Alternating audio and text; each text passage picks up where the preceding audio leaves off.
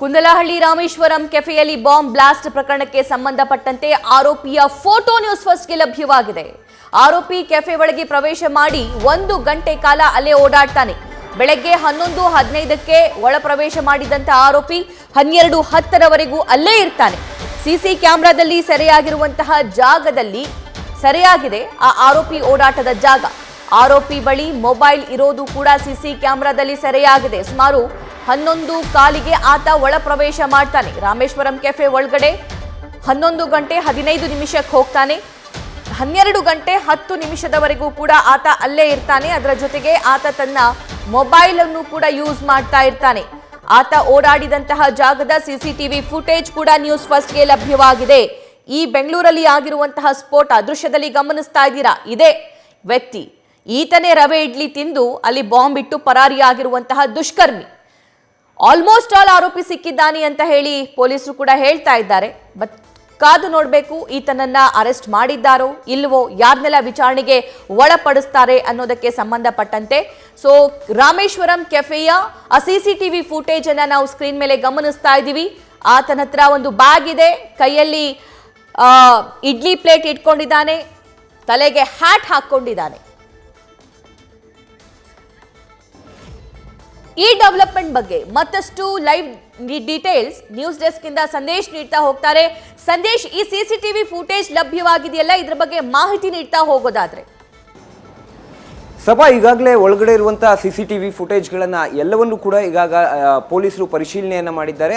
ಜೊತೆಗೆ ಈಗ ನಮಗೆ ನ್ಯೂಸ್ ಫಸ್ಟ್ಗೆ ಎಕ್ಸ್ಕ್ಲೂಸಿವ್ ಆಗಿ ಸಿಕ್ಕಿರುವಂತಹ ಈ ಒಂದು ಫುಟೇಜ್ ಏನಿದೆ ಇದು ಆರೋಪಿಯ ಫುಟೇಜ್. ಯಾಕಂದರೆ ಈಗಾಗಲೇ DCM ಕೂಡ ಹೇಳಿಕೆಯನ್ನು ಕೊಟ್ಟಿದ್ರು.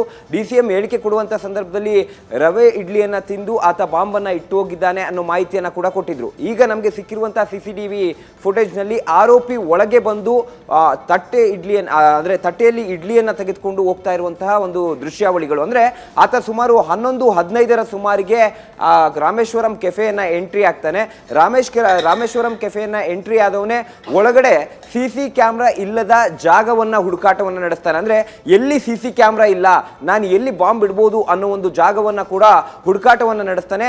ಅದಾದ ಬಳಿಕ ಹ್ಯಾಂಡ್ ವಾಶ್ ಕೆಳಗಿದ್ದಂತಹ ಡಸ್ಟ್ಬಿನ್ ನಲ್ಲಿ ಕಂಪ್ಲೀಟ್ ಆ ಒಂದು ಬ್ಯಾಗ್ ಅನ್ನ ಇಟ್ಟು ಆತ ಪರಾರಿಯಾಗಿರುವಂತದ್ದು. ಆತನ ಲುಕ್ ಅನ್ನ ಕೂಡ ಗಮನಿಸಬಹುದು. ಯಾಕಂದ್ರೆ ಕಂಪ್ಲೀಟ್ ಆಗಿ ಆತ ಮಾಸ್ಕ್ ಅನ್ನ ಹಾಕಿದ್ದಾನೆ, ಜೊತೆಗೆ ಗಾಗಲ್ ಅನ್ನ ಕೂಡ ಹಾಕಿದ್ದು, ಸೈಡ್ ಬ್ಯಾಗ್ ಅನ್ನ ಒಂದು ಕೈಯಲ್ಲಿ ಇಟ್ಕೊಂಡು ಬಂದಿದ್ದಾನೆ. ಅಂದ್ರೆ ನೋಡೋದಕ್ಕೆ ಲುಕ್ ವೈಸ್ ಆತ ಒಂದು 30 ರಿಂದ 35 ವರ್ಷದವನು ಅನ್ನೋದು ಕ್ಲಿಯರ್ ಕಟ್ ಆಗಿ ಅಲ್ಲಿ ಕಾಣ್ತಾ ಇರುವಂತದ್ದು. ಈಗ ಸದ್ಯ ಈ ಎಲ್ಲಾ CCTV ಫುಟೇಜ್ಗಳು ಜೊತೆಗೆ ಆತನ ಮುಖಚಹರೆಯನ್ನ ಪತ್ತೆ ಹಚ್ಚುವಂತ ಕೆಲಸವನ್ನ ಕೂಡ ಈಗಾಗಲೇ ಮಾಡಿದ್ದಾರೆ. ಜೊತೆಗೆ ಆತನ CCTV ಫುಟೇಜ್ ನ ಆಧಾರದ ಮೇಲೆ ಜೊತೆಗೆ ಆ CCTV ಮ್ಯಾಪಿಂಗ್ ನ ಮುಖಾಂತರವಾಗಿ ಆತ ಎಷ್ಟು ಗಂಟೆಗೆ ಬಂದ, ಎಷ್ಟು ಗಂಟೆಗೆ ಹೋದ ಅನ್ನೋದರ ಡೀಟೇಲ್ಸ್ ಕೂಡ ಈಗಾಗಲೇ ಲಭ್ಯವಾಗಿದೆ. ಅಂದ್ರೆ 11:15ಕ್ಕೆ ಆತ ರಾಮೇಶ್ವರಂ ಕೆಫೆಯನ್ನ ಎಂಟ್ರಿ ಆಗ್ತಾನೆ.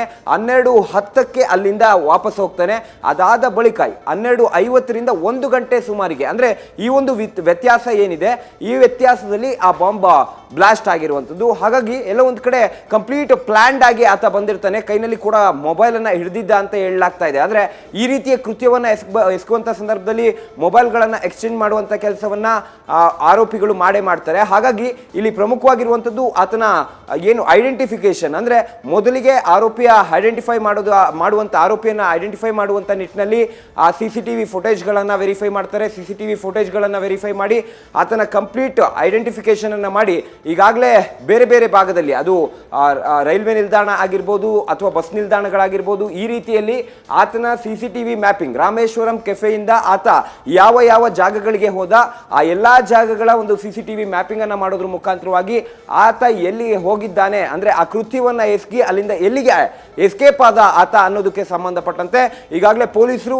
ಒಂದು ಕಡೆ ತನಿಖೆಯನ್ನು ನಡೆಸ್ತಾ ಇದ್ದಾರೆ. ಮತ್ತೊಂದು ಕಡೆ ಈಗ NIA ಅಧಿಕಾರಿಗಳು, ಅಂದ್ರೆ NIA ಕೂಡ ಎಂಟರ್ ಆಗಿರೋದ್ರಿಂದ ಆತನ ಬ್ಯಾಕ್ ಗ್ರೌಂಡ್, ಆತನ ನೆಟ್ವರ್ಕ್ ಕುರಿತಂತೆ ಈಗಾಗಲೇ ಕಂಪ್ಲೀಟ್ ಆಗಿ ಶೋಧವನ್ನು ಮಾಡ್ತಾ ಇದ್ದಾರೆ. ಸಭಾ ನ್ಯೂಸ್ ಫಸ್ಟ್ ನಿರ್ಭೀತಿಯಿಂದ ನಿಮ್ಮ ಪರವಾಗಿ.